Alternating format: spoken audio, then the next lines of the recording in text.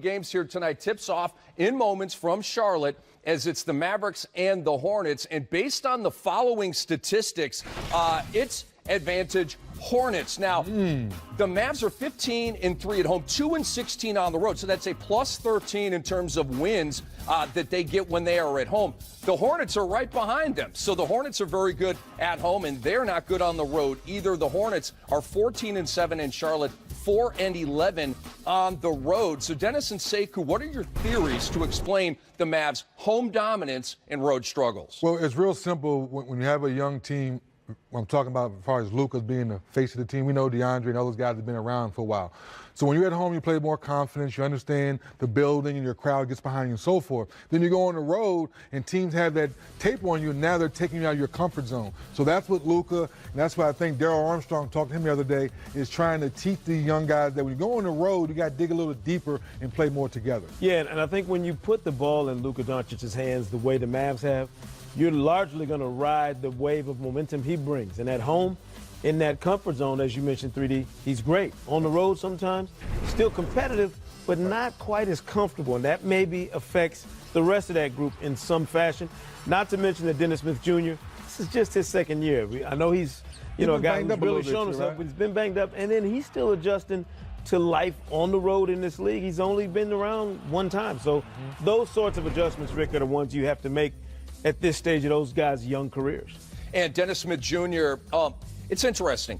His points per game and his shots per game have dropped each month this season.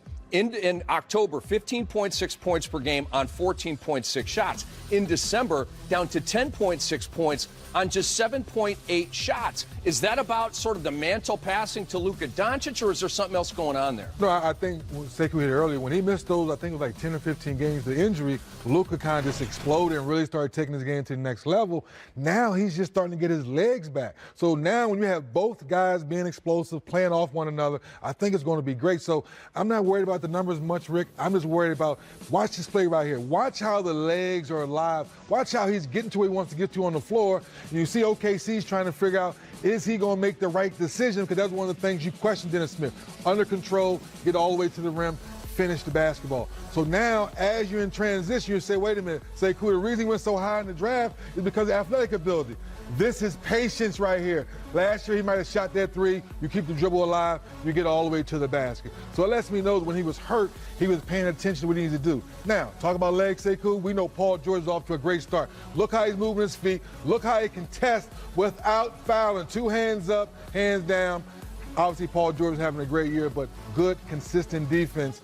I like what I see, Sekou. The question is, Rick and Sekou, when both of those guys figure out they can do well together, and I don't think there's an ego right now. No. I think both guys understand they're both quality players and they're both good and young. The question is, how long does it take for Rick Carlisle to put them on the same page? Well, I think a lot of it also has to do with the fact is, when can you figure out how efficient you can be without the ball in your hands? We're talking about guys who look at their careers. You know, Luka Doncic obviously overseas, but Dennis Smith Jr. always had the ball in his hands. So now you're playing with another guy who's of equal or better talent than you. For both these guys, you have to figure out ways to be your effective best with somebody else in a ball handling role that's just as good as you are, that can create like you can, that can finish and has exceptional ability. So to me, this is really a good learning lesson for both these young guys to figure out, how do we complement each other and become one of those better backcourts in the league? It's interesting because when the Mavericks drafted Dennis Smith Jr., Mark Cuban came out famously and said, the Dennis Smith era has begun in Dallas, and now they have Luka Doncic, who's the face of the franchise. So kind of weird how that's worked out. Let's switch gears and talk about Kemba Walker and the Hornets. Kemba has 2 of the 4 highest scoring games in losses this season, put up a 60, also put up a 47. Kemba is averaging 25.8 PPG, 11th in the league. Sekou, why are the Hornets winning more?